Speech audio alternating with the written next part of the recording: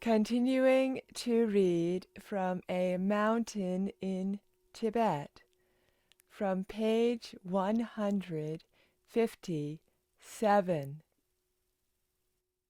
Chapter 10. Transformation.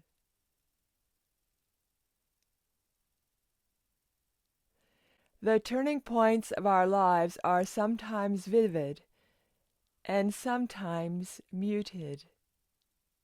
On the occasion, we don't even know at the time that a particular day is significant. If we have been living for years in a rut of negative thinking, then it is hard to believe that any day is different from the others. I know from experience that change is a process, not an event. And I always insist on this to people who are hoping for a miracle in their own life. Outside the Hollywood films, change usually happens in fits and starts over years.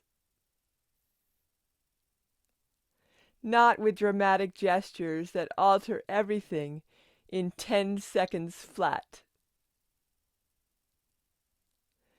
I have also observed that change rarely takes place on a smooth upward curve. It's messier, more circular.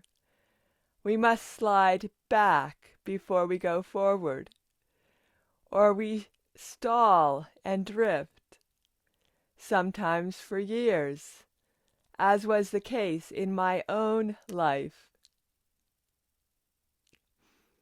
So it's fair to say that I don't have much faith in epiphanies. But even so, I vividly recall the impact of that hungover morning in Colorado in the spring of 1980. I felt disgust. I saw that I had lost control and lost my dignity. I had a strong sensation that I absolutely did not want that life anymore. I returned to New York feeling chastened and concerned. What should I do with this feeling that I could not go on as I was? What could I do differently? I was too busy to focus on the matter for long. His Holiness the Karmapa was coming in a few months' time to inaugurate KTD, and I had work to do. But my mind was restless. I spent every possible spare moment in Central Park, which was my favorite place in the city. It felt like an oasis of nature. I would sit on a park bench and just try to let my mind calm so that I might understand what to do next with my life. Akon had sent word that after the inauguration he wanted me to return to Samiling to help him with the running of the center.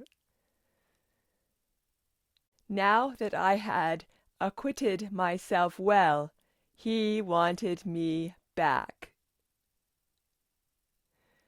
Perhaps he was also concerned about me going off the rails in the big city, and with Trungpa relatively close by.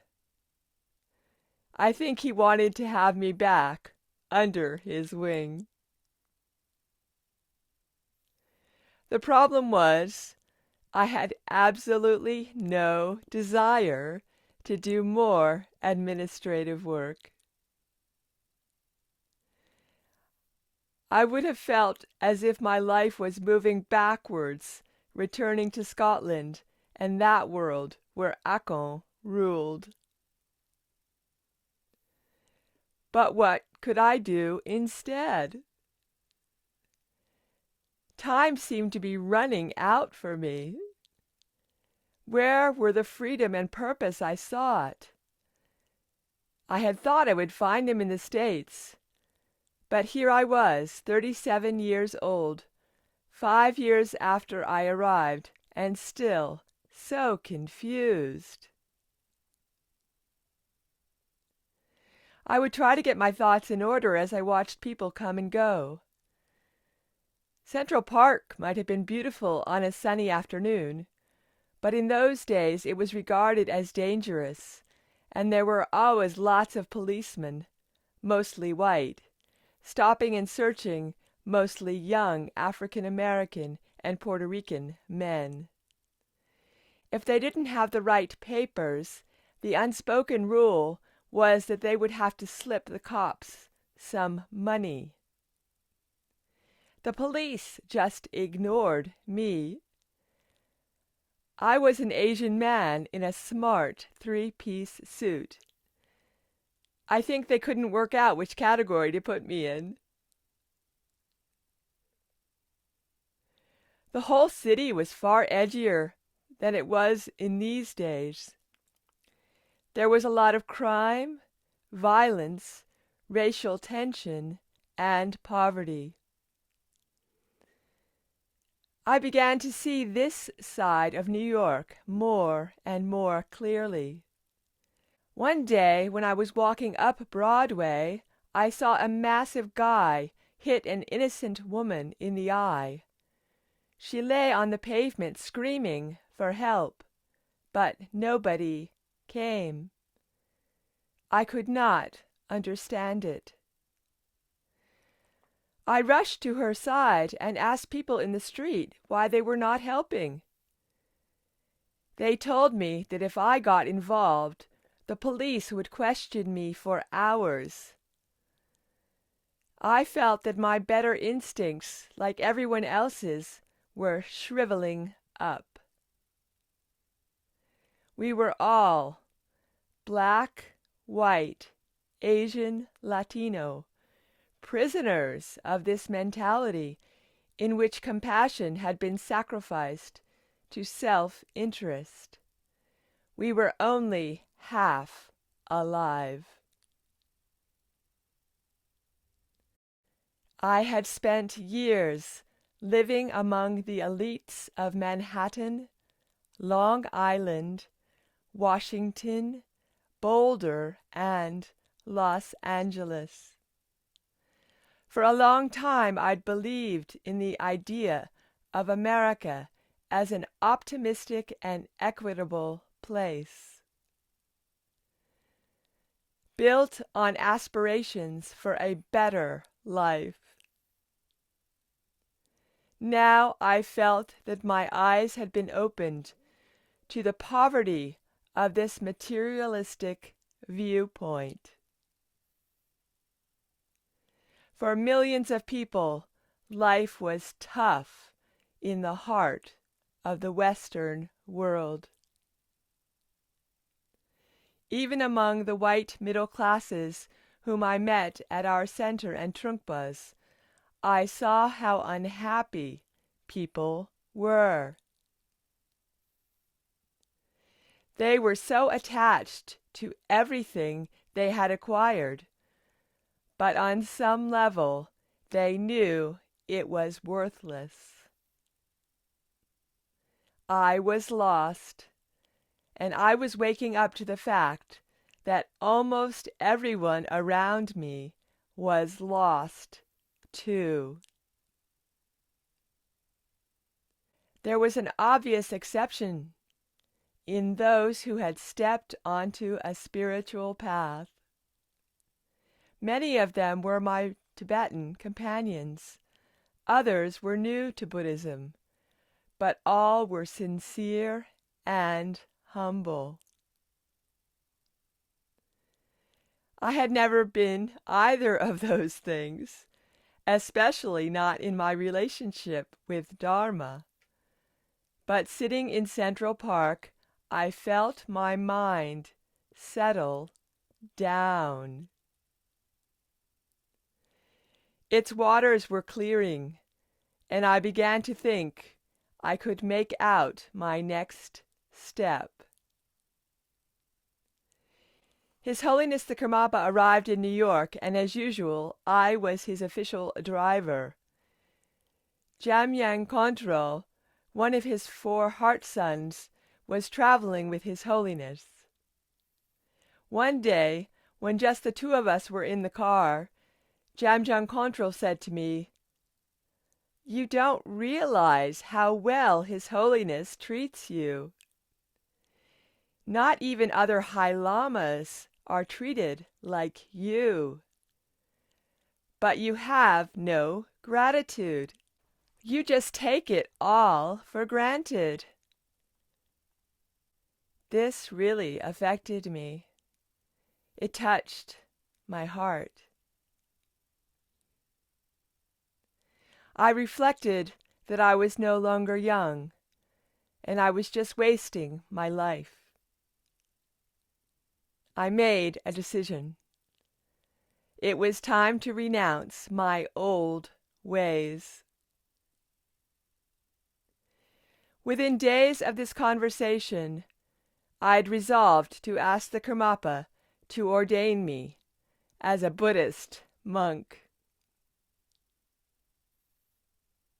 I didn't want to take Getsul or novice ordination, which is the traditional provisional step on the path to taking full vows. I was determined to move straight to Gelong, or life ordination, which entails taking more than 250 precepts that date back to the time of the historical Buddha. I knew with absolute certainty that I needed to become a monk, to go into long retreat and give myself over to contemplation and meditation, in order to tame my mind so that I might eventually be able to help others. This certainty flowered in me over the course of a few days. It was as if this joyful commitment had been waiting only for the auspicious moment to burst into full bloom. I went to His Holiness and asked him to bestow upon me full ordination. I promised that if he gave me these vows, I would not break them.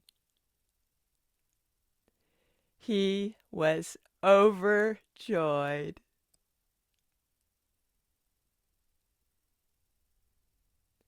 He looked at me with that radiant expression of his that seemed to encompass the whole world.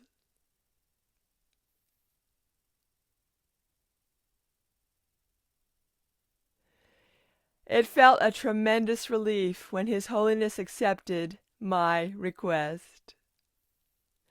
Once I had decided that I wanted to be ordained, I never wavered. I had a serene conviction that none of my time had been wasted. Those years spent drifting in a cloud of muddled thinking and rancor had allowed me to accumulate the life experiences I needed in just the right balance, so that I would be fully prepared for this moment.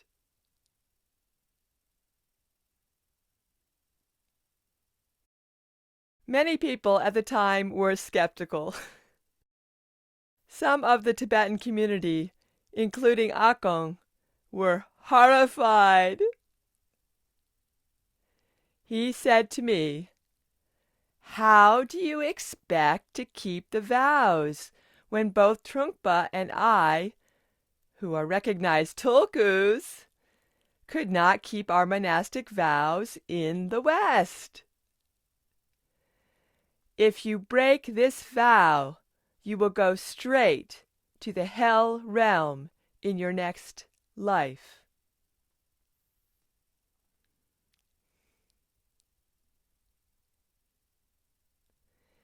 It didn't upset me, because I knew I had earned this reaction.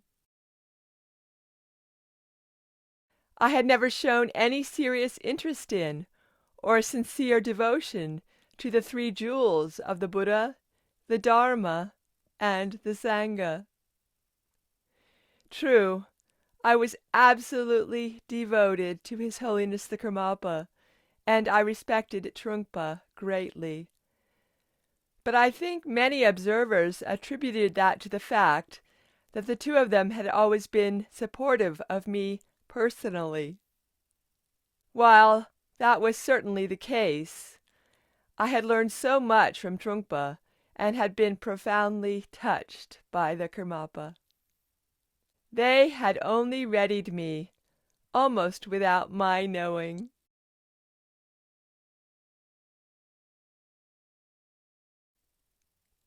When I realized I needed to abandon the life I was living, there was only one place for me to go.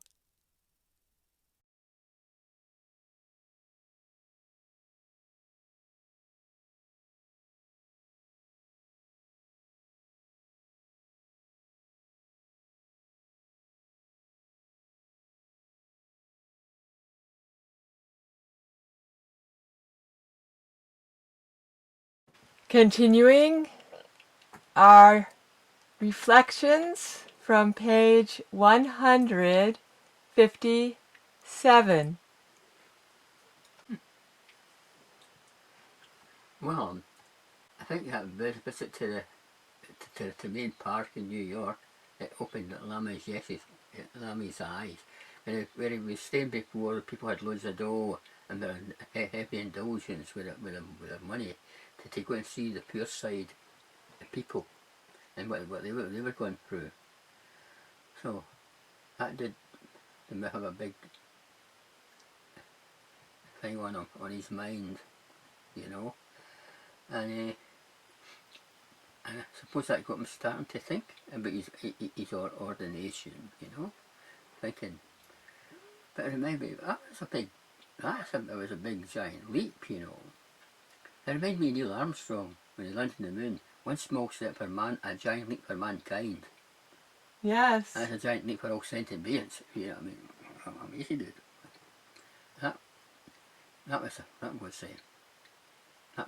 That was courage. That's right. Courage and confidence to do that.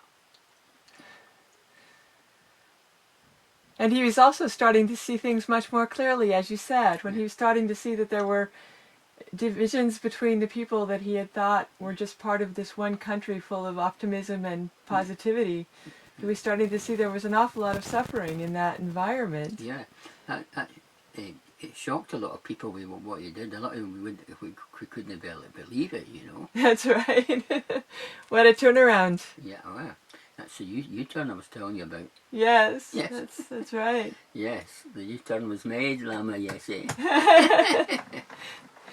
It was very courageous. Yeah. And also very clear thinking, because starting to see with more realistic view what was actually happening in the United States, and how there was a great differentiation between how white people and then the people of color, the Asian people and African American people and Latino people were being treated not in the same way at all.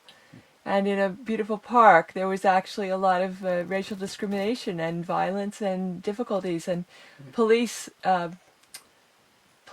were treating people differently based on their color. And he was able to see that quite clearly through sitting in the park and just observing what was going on with the dynamics. That's right. The Central Park is an extremely beautiful place, but it also, as he said, is very, very dangerous because a lot of people hang out there that are looking for trouble or causing trouble or at loose ends. Mm-hmm. So it's a it's a complicated situation, isn't it? Because we go to nature to find sustenance, and he was very lucky that his appearance protected him, so that he was able to touch that center and be nourished by the nature of the Central Park, and not get caught up into the other things that were happening with the personal dynamics and the racism in the city and within the country of the United States as a whole. The Yeah. undercurrent of that. Yeah. You know, I had to see all that, you know, to Up see, close and personal. yeah, up close and personal, see the other side of life, you know. Yes. Mostly with the rich people. Now you saw a bit of the poor people. Yes. That happened to the Buddha Sakyamuni when he was in the palace. He saw all wealth and leisure. When he went outside the palace, he saw the poverty of people, and he renounced himself too. Yeah, it's the suffering, isn't it? It's Yeah, through our seeing the suffering more clearly. he renounced himself. Yeah, when he saw the poverty and everything with people. Lama Yeshe did the same. Yes, As a Buddha did. Yeah. that's right. Yeah.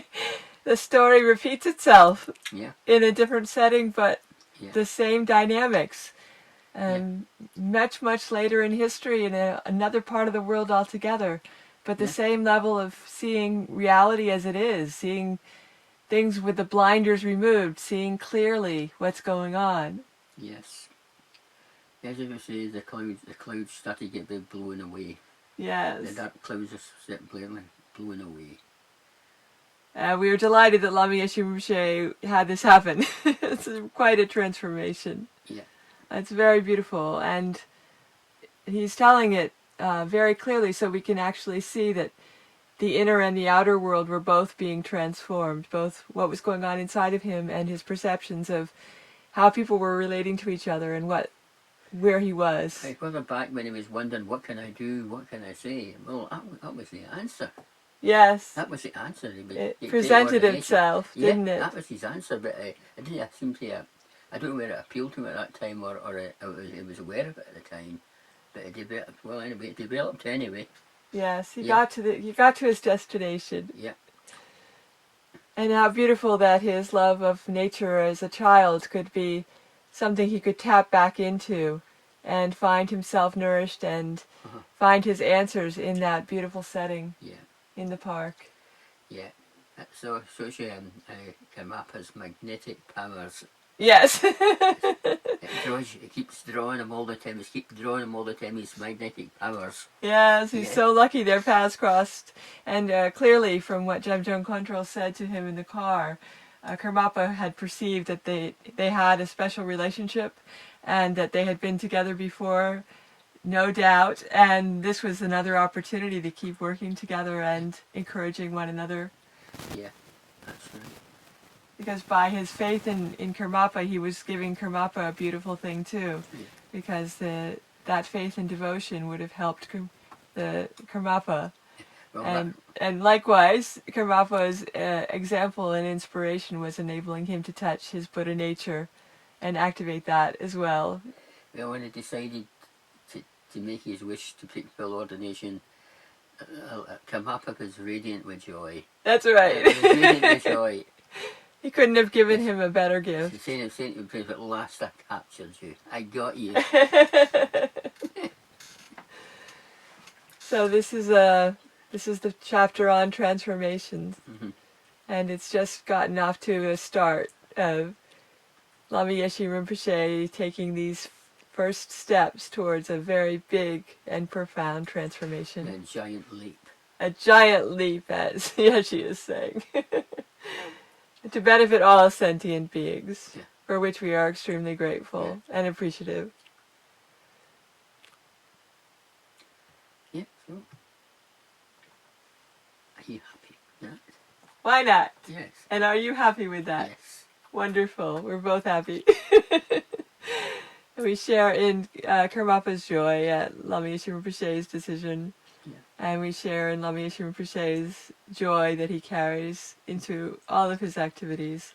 Yeah. That so inspires us and everyone else who ever crosses his path.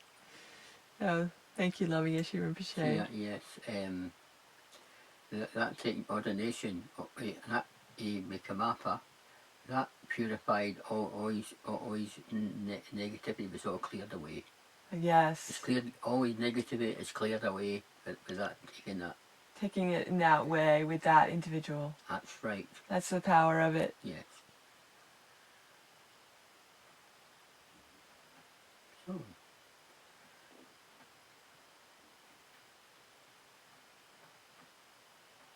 you got anything else to say? I think we've said it. Yeah, right. What about you? Do you think we've said it? Yeah, I think there's something else in my mind, but I just can't think of it now. It's disappeared. Maybe it will come back. Yeah.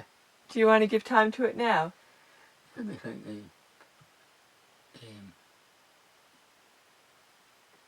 It's all cleared away.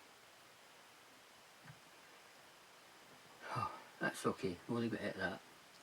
It's lovely that he found his answers by getting quiet, wasn't it? And still. That's right. That's a lot to say. A lot to say for meditation, isn't it? Yes. Yes. And spiritual teachers from around the world give their students that instruction. Yeah. Go into the silence and don't do anything Mm-hmm. until you find your answer from that deep place. Yes.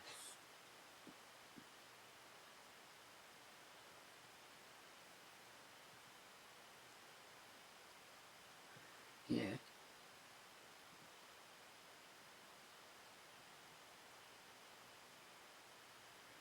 As I say, a still mind is like space. Yes. All the thoughts that keeps coming up through your mind had to be cleared away to see that, you know. To see the space. To see the space that you needed to make his decision, you know. Yes. Yeah. And that's exactly what happened. Okay. Okay. Okay dokie. Okie dokie.